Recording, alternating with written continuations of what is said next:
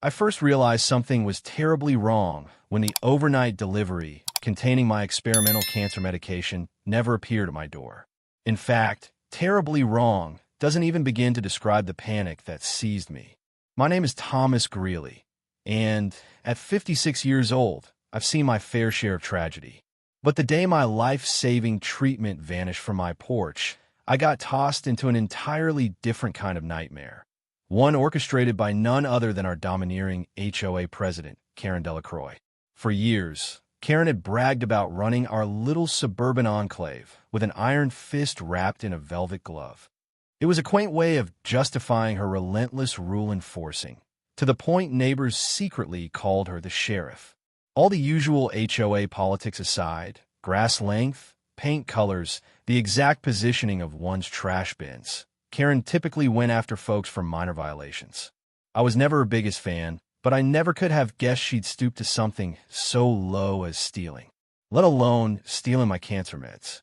I suppose I should clarify that my medication was precious in more ways than one. Not only was it a specialized trial drug for my stage 3 lymphatic cancer, but it was also staggeringly expensive.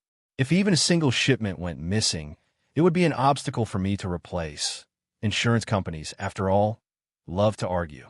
When I saw the delivery service's email confirming the package had been dropped off, yet found no box, no discreet padded envelope, my heart sank. A swift check of my doorbell camera revealed a glitch. It had stopped recording for 10 minutes. I rechecked the email. The timeline matched exactly. It was too coincidental. Determined, I knocked on a few doors. My immediate neighbor, Lucy, told me she saw Karen walking around earlier, clipboard in hand, double-checking whether the community's recycling bins were lined up properly for the next morning. Lucy rolled her eyes while recounting it, but I noticed an odd look cross her face as if she'd seen something else, but didn't want to get dragged into drama. In a place where neighbors used to loan each other sugar, fear of HOA retaliation kept everyone timid. After a stressful day, calling the delivery company, my insurance, the clinical trial team, I found myself sleepless in bed. My wife, Abigail, tried comforting me, but we both recognized the severity of the situation. If I missed too many doses, the entire treatment schedule could unravel. And that's to say nothing of the time, money, and emotional investment in trying to beat my cancer in the first place. We promised each other we'd do everything possible to find those meds, though how exactly we'd do that was another question. The next morning, I wandered the neighborhood for any hint of a tampered package. I opened every trash can in front of each house, hoping maybe a thief had taken the box, but abandoned it. My gut kept telling me that Karen, meticulous, always prowling, was behind it. But why would our HOA president need stolen cancer medication? Did she think it was something else? Or was she just feeling malicious because I'd once contested her plan for a new visitor parking rule? Just as I was about to give up for the day, Lucy waved me over. She looked pale. "Thomas, you didn't hear this from me," she whispered, "but I saw Karen fiddling with a FedEx box on your porch yesterday. It had a big red label." She walked off with it. Lucy then pressed a crumpled piece of paper into my hand with shaky fingers. On it was scribbled a link to an online marketplace page. She refused to say more, merely telling me to open the link on a private browser. Back home, I typed in the link. It led me to a small ad for specialized cancer medication, rare, pricey, must sell quickly. The photos were, to my horror, identical to the vials I'd been taking for the past 2 months. Part of the label with my name had been ripped off, but it was unmistakably my medication. My hand trembled on a mouse, and I broke into a cold sweat. The listing offered each vial for hundreds of dollars, far less than their real worth, but still enough for someone in dire financial straits to seize. On the site, the seller's handle was HOA Cares, ironically close to HOA Karen. I wanted to confront her immediately. I wrote a furious email to the community board, demanding an emergency meeting. Our policy states that any urgent homeowner complaint could trigger a session, especially if it involved potential theft. As the adrenaline of anger burned through me, though I realized I needed more than just an HOA meeting to fix this. I needed the police. Yet I was torn. Stepping into a legal battle can turn your life inside out. You open yourself to scrutiny, not just by the authorities, but also the entire neighborhood. And at this stage in my cancer battle, I wondered if I could afford the stress, physically or emotionally. But there was no choice. My survival literally hinged on retrieving that stolen medication. Karen had crossed a line that I couldn't ignore. Our community might have tolerated her overreaching ways, lawn checkups, mail slot measurements, and paint color ultimatums, but swiping a neighbor's life-saving treatment was something no one should endure in silence. Even if it cost me my last ounce of energy, I was determined to stop her. I made the call to the local police station at daybreak. The officer on the phone, Sergeant Markham, listened intently as I described how my cancer medication had likely been stolen and then posted for sale online. He asked me for the link, screenshots, and anything else I had. I tried to sound calm, but my voice cracked. This was my last feasible line of therapy, not just some casual prescription. If I missed too many doses, I risked being dropped from the trial altogether. The magnitude of what Karen had done was starting to crush me. Sergeant Markham promised to open a case. The next hurdle was explaining to the insurance company that my meds had been stolen, likely by an HOA official. The representative I reached was sympathetic, but stressed that theft coverage was tricky. They needed an official police report, a sworn affidavit, plus a theft of medication claim, something typically not processed without thorough investigation. The phrase, "this may take some time," repeated so often that I feared the insurance labyrinth would swallow me before I saw any resolution. My wife, Abigail, decided to spread the word discreetly among the neighbors. If more people came forward with stories of missing packages or suspicious encounters with Karen, it might encourage the authorities to act faster. We discovered a few small-time incidents. Mail gone missing, yard decor inexplicably removed from one porch. Nothing as high stakes as stolen cancer treatment, but still a pattern. Yet, people were hesitant to speak out, especially to the police. Karen, in her role as HOA president, held surprising influence. She controlled who got warnings, fines, or letters of complaint. In some twisted sense, she'd cultivated a climate of fear, or at least apathy. What baffled me was her motive. She lived in a sizable home, drove a luxury SUV, and dressed well. So it wasn't as though she was visibly strapped for cash. Then I heard a rumor from Lucy. Apparently, Karen's husband had left her months ago, and rumor had it he'd drained their joint accounts. On top of that, Karen had gambling debts. It sounded outlandish, but if you're desperate enough, who knows what lines you'll cross. Despite this swirling speculation, all I could do was comply with the police investigation while trying to keep myself healthy. Stress is a thief of well-being under normal circumstances, and with my compromised immune system, I felt each anxious hour taking a toll on me physically. Abigail insisted I try to stay calm, but I'd wake up at night, chest tight, mind racing about how each day without the medication might set me back. And it wasn't just about me. We have a son in college and a daughter with a newborn. I wanted more time with my family, time that those meds, this experimental therapy, were supposed to grant me. Finally, the time came for the emergency HOA meeting I had requested. It was a chilly Thursday evening when I walked into the community clubhouse. A half-dozen neighbors sat scattered on folding chairs, looking uneasy. At the front, Karen was perched at a table with two other board members, Alan, a retiree who'd lived here for 2 decades, and Sarah, a younger resident who mostly looked like she'd rather be anywhere else. Karen wore her usual pressed blouse, hair pulled tight in a neat bun, that terrifyingly perfect posture giving her a queen-like aura. After the usual pleasantries, reading the minutes of the last meeting, a discussion about lawn weed control, I was allowed to speak. "I'd like to address a serious matter," I began. My voice quivered, but I pushed forward, detailing the missing package. I then gave context, the special medication, the evidence from Lucy's observation, the suspicious online ad. With each word, I saw flickers of shock or horror on the neighbors' faces. "But Karen?" She stared with a cool detachment, arms folded. When I finished, Karen cleared her throat. "Thomas, I'm very sorry to hear you're dealing with such an ordeal, but I'm not sure how you concluded I'm involved. I certainly haven't stolen any package. It's preposterous. She pressed a hand to her chest in mock offense. I might enforce rules, but I don't commit crimes. Perhaps you misplaced your medication, or maybe the delivery service messed up. I stood my ground. I have a witness who saw you removing a package from my porch. You were holding a FedEx box with a bright red label.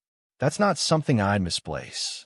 Anger simmered beneath my skin as my neighbors watched with rapt attention. Karen's gaze flicked over to Lucy, who shrank.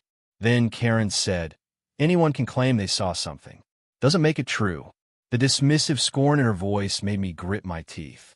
Before I could respond, a polite cough came from the back. It was Officer Markham, accompanied by another officer. They had arrived, evidently, to gather statements. A hush fell. Karen turned pale for just a moment, her composure cracking. But she quickly resumed her mask of indignant calm. The meeting ended in a flurry of commotion. People broke into small clusters, discussing the shocking turn of events. Some asked if I was sure. Others patted my shoulder and offered best wishes. No one quite knew what to do, but the tension was thick enough to slice with a knife. Karen tried to corner me on my way out, wanting a private word, but I shook my head and kept walking. By the time I got home, it felt like the entire day had played out in slow motion. I tried to eat a light dinner, but my stomach was in knots. Abigail silently placed her hand on mine, her expression equal parts concern and anger. We didn't have to say anything. We both understood the battle lines had been drawn. Either I pressed on to get my medication back and see Karen answer for her crime, or I gave in and let her cruelty steal precious days from me. In that moment, I gathered a quiet resolution. I was no longer willing to be a victim of cancer or an HOA president on some power trip. If Karen thought she could profit off my tragedy, she had another thing coming. The next day began with a series of knocks at my door. Two neighbors, John and Marcia, stood on my porch, eyes darting around as though expecting Karen to appear out of nowhere. They'd heard rumors of what happened at the emergency HOA meeting. John, who worked in tech, said he'd do some digging into that suspicious online listing, maybe even trace the IP address or see if there was any identifying info on the site. Marcia offered to rally support among neighbors willing to sign a statement if the police needed more backing. I was grateful, but I also worried for them. Karen had built an empire of intimidation here. Siding with me might cost them. Yet they seemed resolute, especially Marcia. "You're fighting cancer, Thomas. The least we can do is make sure no one is out here sabotaging your chance to get well," she said, voice trembling with righteous anger. While they organized, I prepared for a more practical step, calling the pharmaceutical trial coordinator to explain the situation. I managed to speak with Dr. Mehta, who oversaw patient enrollment. The moment I described the theft, he sighed heavily. "We've unfortunately encountered medication theft before, but never from someone in such close proximity. We'll do our best to get you a replacement supply, but it might take a couple of weeks. The trial's guidelines are strict. We need a police report and additional documentation.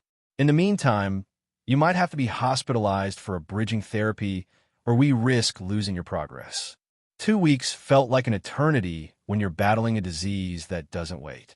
My chest tightened with anxiety, but I thanked him, determined not to show weakness.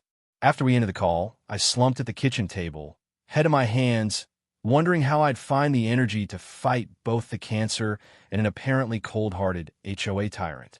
By mid-afternoon, John called with a breakthrough. He found a digital breadcrumb. The seller's account at HOA Cares was tied to an email address using the name Kay Delacroix. My mouth went dry. Could she be so sloppy? Or was she just that confident no one would investigate? John explained that this alone wasn't irrefutable legal proof, but it was enough to pique police interest. He emailed the findings to Sergeant Markham, who responded within the hour, requesting we all come down to the station to provide more detailed statements. Suddenly, everything was picking up speed, and it made me dizzy. I wanted justice, yes. But part of me feared that Karen, cornered, might double down, maybe even claim I was defaming her. She was the type who'd weaponize every angle of the law to her advantage. But the thought of letting her get away with it was worse, so I resolved to push forward. After dinner, the phone rang. I picked it up, expecting to hear from the officer or maybe one of my neighbors. Instead, I heard that familiar clipped voice. "Thomas, it's Karen. We need to talk." My pulse quickened. "How'd you get my private number?" "Probably from the HOA directory. You made a scene yesterday, and I'm sure you think you're in the right. But we could resolve this privately. That medication is worthless to you now. It's compromised. You wouldn't want it anyway. So let's just come to an understanding." It took me a moment to find my words. "So you admit you have it?" My voice sounded calm to my surprise, though I was trembling. She hesitated, then scoffed. "You misunderstand. I'm just saying there's no need to drag the whole neighborhood and the police into a personal conflict. If you continue down this path, I assure you, your life here will become complicated. You'll face fines for every little infraction on your property. I'm trying to do you a favor." A wave of fury surged through me, overshadowing my fear. "You're talking about my life?" I hissed into the phone. "Not a hobby, not a lawn care violation. My life depends on that medication. And if you think I'll stand by while you hawk it to pay your debts, or whatever you're doing, you don't know me at all." Karen's reply was a low, pointed threat. "You'll regret it, Thomas." Then she hung up, leaving me standing there, phone in hand, my blood pounding in my ears. Abigail came into the room, alarmed by my expression. I repeated the conversation. She covered her mouth, horror flickering across her face. "She admitted she has it. That's a confession. Not a confession we can use legally," I said, struggling to keep my composure. "But it's something. We should tell Sergeant Markham." We did exactly that. Markham asked if I could record future calls. Though I didn't have a home line recorder, John quickly offered to set up a phone application to capture any further discussions. In the meantime, I braced for retaliation from Karen. She had threatened to bury me in HOA infractions, and I had no illusions about how petty she could be. Sure enough, by sunrise, I found a fluorescent pink notice taped to my front door. "HOA warning. Overgrown shrubs," it read, though my shrubs were freshly trimmed. Lucy texted me she'd received a notice for unapproved garden gnome. Other neighbors who'd spoken out also received nonsensical warnings. Karen was on the warpath, brandishing her power like a loaded weapon. Yet the more she retaliated, the more neighbors realized how far she'd go. By late afternoon, a small crowd gathered on our street, neighbors comparing their bogus HOA notices. We were fed up, and it wasn't just about me anymore. In that moment, we all saw the face of tyranny in a local, suburban sense.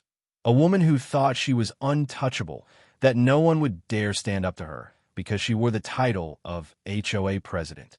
Little did she know, her house of cards was about to come tumbling down. 3 days later, the neighborhood tension simmered into a near boil. Karen kept issuing random citations. Mismatched blinds, flower beds not in regulation colors, a car parked slightly crooked in the driveway. The volume of these complaints was unprecedented. People were furious, and some threatened to call the state HOA Oversight Committee. But it was the police investigation that truly changed the game. Sergeant Markham had enough preliminary evidence. John's digital sleuthing, Lucy's eyewitness account, and the suspicious phone call. With the cooperation of local detectives, they secured a warrant to search Karen's home. Word spread like wildfire once the squad cars arrived at her pristine driveway. Despite the midday sun blazing overhead, half the neighborhood stepped onto their lawns to watch. Karen stood on her porch, arms crossed, jaw set in a stony glare as officers entered with gloves and evidence bags. I stayed at a distance, not wanting to provoke her or obstruct the search. From across the street, my stomach churned with anxiety. What if the medication was gone? Already sold or shipped? Would the police find any direct link to prove her guilt? I tried to steady my breathing, leaning on Abigail for support. She kept a hand on my back, whispering that it was going to be all right. An hour later, the officers emerged, their expressions neutral. They carried a locked metal box and a small notebook, bagged and labeled as evidence. Karen strode behind them, yelling about how they were violating her rights, that she'd done nothing wrong. One detective seemed to respond in measured tones, but we couldn't hear over the distance. Later that evening, Markham called to inform me that the stolen medication had indeed been discovered in Karen's garage, stashed behind gardening supplies. Some vials were missing, presumably sold, but they retrieved a partial supply. The locked metal box contained Karen's ledger, listing dates, buyer aliases, and amounts received, an entire operation of reselling specialized drugs, likely not just mine, but perhaps others as well. The revelation struck like a thunderbolt. Karen had been operating a dangerous side hustle, trafficking in stolen prescription meds. It wasn't simply about me. She'd been doing this for who knows how long, probably explaining the surge of missing mail in our community. Worse, the ledger indicated she'd accessed more than one vulnerable person's medication. A chill went down my spine. How many people had gone without their needed prescriptions because of her greed? The formal arrest came the next morning. 2 squad cars pulled up to Karen's house, and an officer knocked. She opened the door in her bathrobe, face pale. Moments later, they led her out in handcuffs, reading her rights. A hush fell across the entire street. Some neighbors openly gawked, while others turned away, uncomfortable with the public humiliation. She glared at everyone, defiance burning in her eyes. I thought she might scream or accuse me of framing her, but she was silent, swallowing her fury. As the car pulled away, I felt a rush of conflicting emotions, relief that she'd finally been held accountable, guilt that it had come to this, and a lingering ache for the time and health she'd cost me. True, they found part of my supply in her garage, but there was no guarantee it was safe to use. Dr. Mehta told me the chain of custody was compromised. He recommended disposing of it to avoid contamination risk. So even though I recovered the stolen vials physically, they might still be worthless in the context of my treatment. All for nothing, I thought bitterly. Nevertheless, Karen's arrest gave me something intangible but powerful: vindication. The knowledge that I wasn't crazy or paranoid, that she really had orchestrated this twisted scheme. When neighbors asked how I felt, all I could say was, "I'm glad it's over." Except it wasn't truly over. Legal proceedings had just begun, and the road ahead promised depositions, court hearings, and testimonies. Over the following weeks, the local news caught wind of the story. A camera crew filmed a segment outside our neighborhood gates, describing how an HOA president had allegedly stolen and sold her neighbor's cancer medication. Suddenly, the story was bigger than just me or our quiet suburban block. It became a cautionary tale about letting local leaders run unchecked. I gave one brief interview, focusing on the importance of community oversight. I avoided too many personal details. My priority was to ensure the police and legal system had a clear, unadulterated narrative. Meanwhile, the rest of the HOA board hastily voted to remove Karen from her position. Alan, the longtime resident, stepped in as interim president. He extended an olive branch, apologizing for any role he might have played by not keeping Karen in check. It wasn't his fault personally, but I appreciated the gesture. He called for a special meeting to re-evaluate the HOA's disciplinary processes, ensuring no single person could wield power so uncontested again. During this time, I also faced my own health realities. The bridging therapy Dr. Mehta recommended involved a brief hospital stay and some extra medication to keep my cancer at bay until the clinical trial could reship my original drug. It left me fatigued, nauseous, and sometimes depressed. But each day that passed without Karen's shadow haunting me felt a little lighter, a little brighter. Abigail stayed by my side, unwavering. When the letter arrived about Karen's bail hearing, my heart pounded anew. I'd likely need to testify eventually. The idea of sitting in a courtroom, recounting the fear and desperation of losing life-saving medication, made me uneasy. At the same time, I owed it to myself, and to anyone else she might have harmed, to see justice carried out to the end. A surprising thing happened, though. A flood of supportive messages poured in from neighbors, some of whom I barely knew. Cards arrived at my doorstep, wishing me strength in my treatment. People offered rides to medical appointments, cooked meals, and took turns checking in on me. That outpouring of solidarity was a silver lining. Karen's tyranny might have overshadowed our community for years, but once the truth came out, folks rallied around each other. It was a poignant reminder that communities can heal even from the worst betrayals. Still, a part of me wondered how Karen had rationalized her crimes. Did she ever think about the real, flesh-and-blood people whose medication she stole? Did she care that those prescriptions weren't just inventory, but lifelines? Or had she grown so numb to empathy that it didn't matter? I suspected I'd never truly understand her thinking. But I knew one thing for certain. She would finally face the legal consequences of her actions. Karen's first court appearance arrived on a cool autumn day that felt oddly still. It was a preliminary hearing, just enough to establish probable cause. I sat in the gallery alongside Abigail, Lucy, and a couple of other neighbors. My stomach churned as I watched Karen shuffle in, wrists cuffed, wearing a Stark County-issued jumpsuit. It was jarring to see our former HOA president, always so impeccably dressed, reduced to this. Her eyes darted around the courtroom, landing briefly on me with a flash of anger or maybe fear. The prosecutor outlined the charges: grand theft, possession of stolen prescription medication, and the unlawful sale of controlled substances. Karen's ledger implicated her in multiple offenses, not just my stolen treatment. I listened in a numb haze as the prosecutor detailed how she'd netted thousands of dollars by reselling specialized cancer meds, HIV medications, and other high-cost prescriptions gleaned from neighbors. It was far worse than we'd suspected. People had missed doses, faced medical complications. My own situation was simply the tipping point that unraveled her scheme. When the judge asked if Karen wished to speak, she stammered about how she'd never intended to hurt anyone. She painted herself as desperate, claiming her husband left her with devastating debts. She said she'd tried to replace the stolen meds, though she never explained how or when. It was a clumsy defense at best, and the judge seemed unimpressed. Bail was set high. Her attorney requested it be lowered, but with the evidence stacked against her, the judge refused. In the weeks that followed, Karen remained in custody, unable to meet the hefty bail. The next major step would be her trial unless she took a plea deal. I prepared myself for the possibility of testifying, gathering all evidence of the stolen FedEx package, the online sale listing, even my phone records.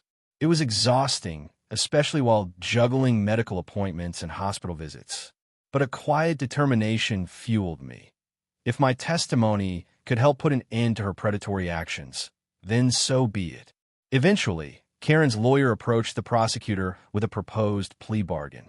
She'd plead guilty to a reduced charge in exchange for a slightly shorter sentence. Part of the deal involved restitution to the victims, me included. At first, the idea rankled me. Wasn't she getting off too easy?